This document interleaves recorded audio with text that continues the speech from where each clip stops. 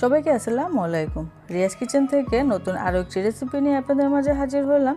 আজকে সকাল এবং বিকেলের একটি নাস্তা রেসিপি নিয়ে এসেছি। আশা করছি ভালো লাগবে। ভিডিওতে লাইক শেয়ার কমেন্ট করতে ভুলে যাবেন না। চলে এলাম পুরো রেসিপিতে। এখানে আমি একটি মিক্সিং বোল নিলাম। এখানে আমি 1.5 কাপ পরিমাণে আটা নিয়ে নিলাম। আপনারা চাইলে ময়দাটা ব্যবহার করতে পারবেন। তারপর দিতে হবে লবণ। স্বাদ অনুযায়ী লবণ দিয়ে একটু ভালো করে মিশিয়ে নিলাম। তারপর এখানে দিয়ে দিচ্ছি প্রায় 1 টেবিল চামচের মতো সয়াবিন তেল। তেলটা দেওয়ার পরে আটার সাথে খুব ভালো করে একটু মিশিয়ে নিতে হবে। তারপরে এখন আমি কুসুম গরম পানি দিয়ে একটি ডো তৈরি করে নেব। আর পানিটা একবারে না দিয়ে অল্প অল্প করে পানি দিতে হবে। আর একটি রুটি পরোটার মতো ডো তৈরি করে নিতে হবে। আমি একটু সময় নিয়ে ডোটাকে মথে নিয়েছি। প্রায় 5 থেকে 6 মিনিটের মতো মসৃণ একটি ডো তৈরি হয়ে গিয়েছে। এখন এই ডো থেকে ছোট ছোট করে লিচি কেটে নেব। আমি এখানে প্রায় 6 থেকে 7টির মতো লিচি কেটে নিয়েছি। একটু ছোট সাইজে করে রুটি বেলতে হবে। তো আমি একটা নিয়ে সামান্য একটু ময়দা ছিটিয়ে ছোট সাইজের একটা রুটি বেলে নিলাম। এটা বেশি মোটা হবে না, একটু পাতলাই হবে। তো এভাবে করে প্রত্যেকটা রুটি বানিয়ে নিব এবং ছেঁকে নেব। চুলায় একটি তাওয়া বসিয়ে দিয়েছি। চুলার জালটাকে কমিয়ে রেখে এই রুটিগুলোকে হালকা করে ছেঁকে নিতে হবে।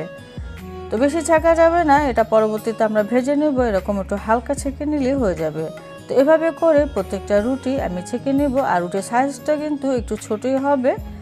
এখন আমি ভিতরে পুরটা রেডি করে নিচ্ছি। চুলায় ফ্রাই প্যান বসিয়ে এখানে প্রায় 2 টেবিল চামচের মতো তেল দিয়ে 1 চা চামচ পরিমাণে দিয়ে দিলাম আস্ত জিরা। জিরাটা একটু তেলে ভেজে নিচ্ছি যেন খুবই সুন্দর একটি ফ্লেভার আসে।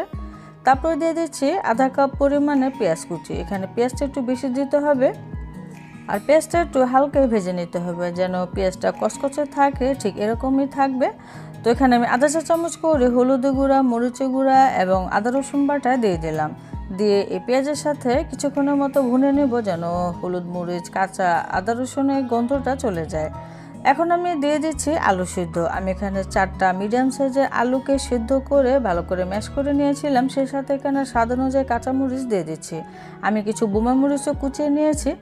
তো কিছুটা দিলাম, পরবর্তীতে আরও বাকিটা দিয়ে দিব। বোমা মরিচ দিলে এই টেস্টটা কিন্তু খুবই ভালো আসে, ফ্লেভারটাও ভালো আসে। আমি এখানে একটি ম্যাজিক মশলাটুকু দিয়ে দিলাম। সেই সাথে কিছু ধনিয়া পাতা কুচি দিয়ে দিচ্ছি।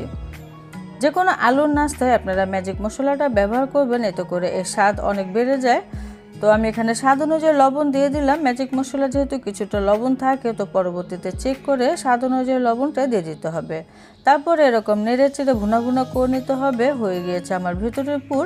এখন আমি সেই নাস্তাটি তৈরি করব। সেই ছেঁকে রাখা রুটি নিয়ে নিলাম একটা। তারপরে পরিমাণ মতো সেই আলুর পুর দিয়ে দিচ্ছি। তো আলুর পুরটা এরকম এক সাইড করে দিতে হবে বা একটু এরকম সমান করে দিতে হবে। আমি প্রথম থেকে ডিম সিদ্ধ করে রেখেছিলাম। উপরে একটি গ্রেটার দিয়ে ডিম এরকম গ্রেট করে দিচ্ছি। সেই সাথে দিয়ে দিচ্ছি মজরেলা চিজ। মজরেলা চিজটা আসলে অপশনাল, আপনাদের ঘরে থাকলে দিবেন, না দিলেও চলবে, শুধু ডিম দিয়েও হবে।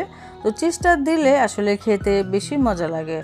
তো আমি একটু ঠিকঠাক করে নিলাম। এখন আমি একটু ফোল্ড করে নিচ্ছি। তো হালকা একটু চেপে চেপে দিব যেন এটা খুব সুন্দরভাবে সেট হয়ে যায়, মানে আলুর সাথে মিশে যায়। তো আমি আরও একটা তৈরি করছি। এটার মধ্যে আমি সেই কুচিয়ে রাখা বোমা মরিচটুকু দিয়ে দিচ্ছি। এভাবে তৈরি করলে এত সুন্দর একটি মরিচের ফ্লেভার আসে। যারা নাকি ঝাল খেতে পছন্দ করেন তারা অবশ্যই এই বোমা মরিচ কুচি করে দিয়ে খাবেন, দেখবেন আপনাদের কাছে ভীষণ পছন্দ হবে। তো প্রথমবারটার মতো এবার এটা বানিয়ে নিলাম। আর সবগুলো এভাবে বানিয়ে নেব। চুলায় একটি তাওয়া বসিয়ে দিয়েছি। এখানে আমি পরিমাণ মতো তেল দিয়ে দিলাম।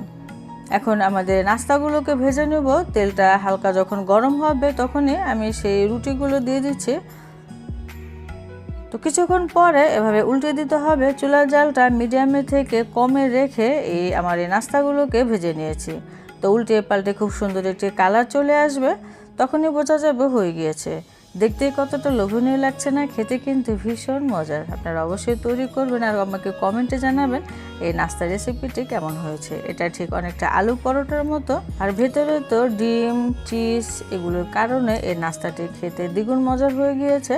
এই নাস্তাটি তৈরি করার জন্য কোনো ডুবো তেল লাগবে না, অল্প তেলে এরকম মচমচে করে এই নাস্তাটি তৈরি করতে পারবেন। তো অবশ্যই তৈরি করবেন আর খেয়ে অবশ্যই কমেন্টে জানাবেন। তো আশা করছি আপনাদের কাছে এই সকাল বিকেলের নাস্তার রেসিপিটি ভীষণ ভালো লেগেছে। আপনারা টমেটো সসের সাথে পরিবেশন করতে পারেন। সবাই অনেক বেশি ভালো থাকবেন। বিদায় নিচ্ছি। আল্লাহ হাফেজ।